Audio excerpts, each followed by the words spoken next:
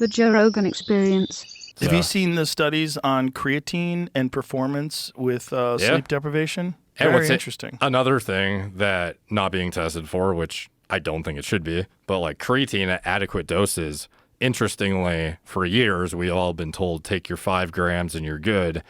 But what's often not talked about is the fact that that dosage is not going to be widespread, the optimal one for every single person. You will likely achieve muscle saturation with that dose, but it doesn't mean you're going to get the full suite of benefits depending on your genetics, how much you weigh, muscle mass, metabolism. So 5 grams for a 140-pound person versus a 240-pound person. Yeah, so like some studies have found increased benefits up to like 20 grams a day. Whoa. Yeah. And if your GI can tolerate it, like, could be worth trying to see if you get an effect out of, 10 grams and then elevate from there. Do you take it? Oh, yeah. I take it in gummy form. That's hard to get an adequate dose, though. How is that? How many gummies do you need to take to get 5? I take 6. It says take 3. I take 6. Well, let's see what the dose is. Go to Try Create. Yeah, I take those two. It's 1.5 per gummy, I think. Okay, so I'm taking 7, 8. So some of the most recent studies are in like elderly women taking 20 grams.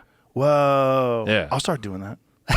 Start with like 10. See if your GI tolerates it. I have no problem with creatine. Okay. I used to think it made my face fat, but I think I was just eating too much pasta. I think one of the problems with gummies is oftentimes they're less likely to meet label claims. So really? I don't know if that's like a third-party rigorously tested product or not, but interesting. Something to be cautious of. Right. And then there's 2 types, right? There's creatine monohydrate, and then there's another creatine. What is the other one? There's different formats, but some are like HCl is essentially just bound to HCl instead of monohydrate, which could be more tolerable for somebody who gets GI distress from monohydrate. Thought to be, water solubility and other things, but in general, monohydrate is the one that has the most literature supporting it, is tried and true, is cheaper, easier to access. Isn't there some other stuff, H something, that you take in combination with it? Betaine, HCl, maybe. HMN? What the hell? HMB?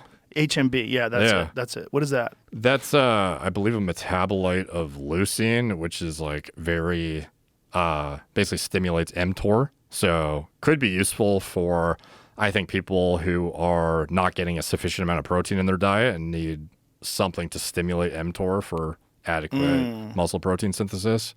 So like, I don't know, older people who don't get enough protein, for example. Right. It has shown efficacy. It's just the situations and contextually where it is the most effective is going to be somebody who is not eating enough protein. But it's like how many people are eating enough protein as well. Right. Yeah. Some studies have found that, upwards of 1 gram per pound of body weight per day could be beneficial, and most people aren't getting that. So. My diet is almost entirely protein. Yeah. Yeah, my diet is mostly meat. It's pretty fucking hard to get your body weight in protein per day if you're not supplementing with protein. You're just eating meat and like animal-derived sources. And then even harder if you're a vegetarian too. If you're just eating meat and animal-derived sources, it's hard?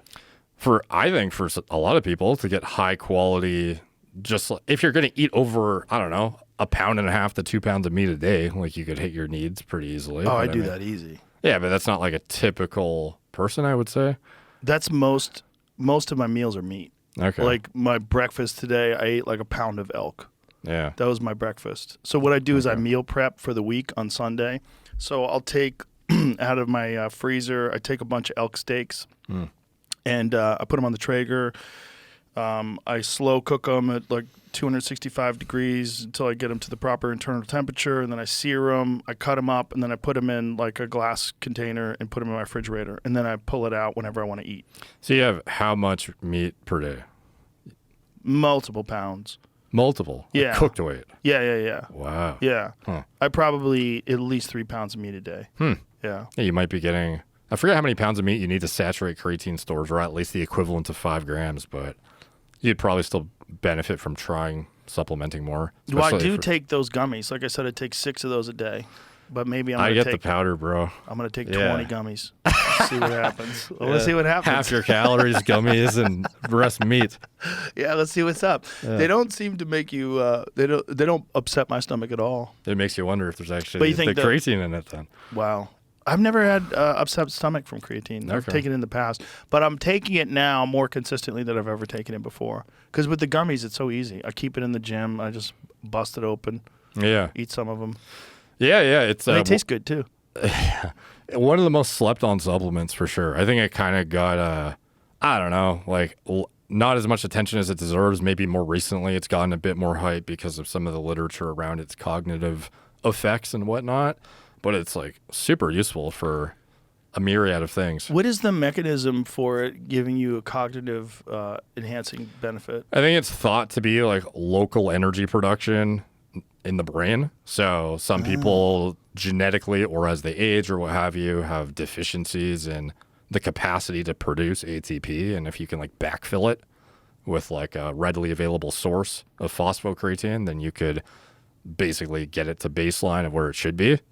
It makes you wonder, like people that are on a vegan diet, like what are their creatine levels like? Oh, not good enough for sure. There's no way, right? No, it's impossible. Even if you're somebody who eats a lot of meat, you might think you're good, but unless you're eating multiple pounds a day, it's unlikely that you've saturated stores.